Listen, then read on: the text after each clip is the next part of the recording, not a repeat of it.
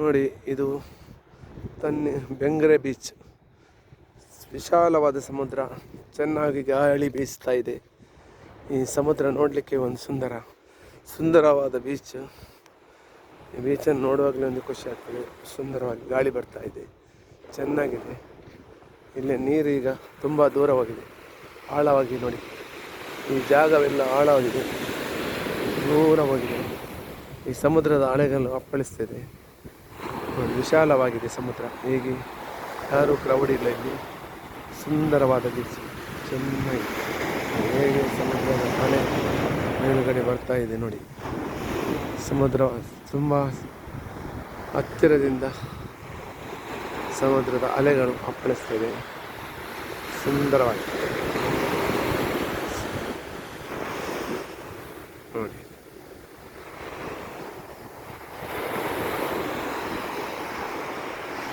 ವಿಶಾಲವಾದ ಸಮುದ್ರ,